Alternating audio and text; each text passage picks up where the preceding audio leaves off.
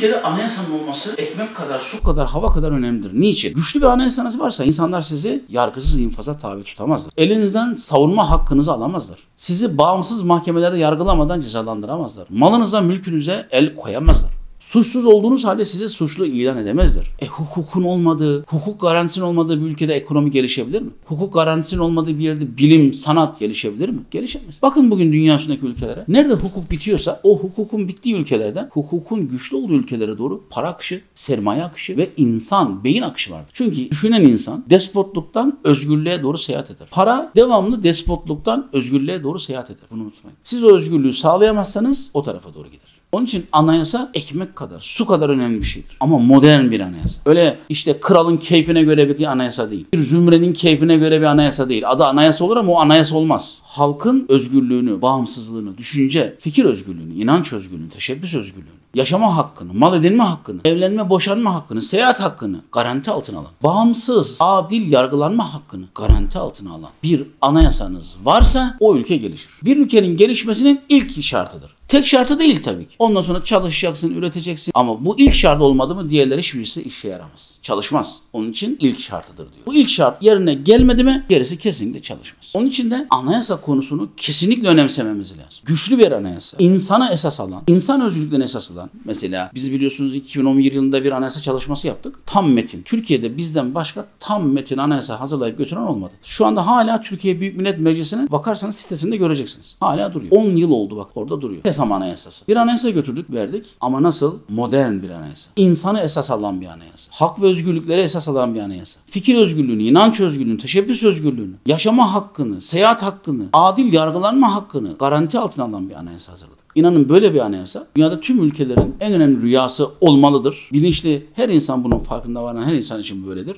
Türkiye için de şu anda ekmek kadar, su kadar önemli bir şeydir bu bağımsız anayasanın yapılması.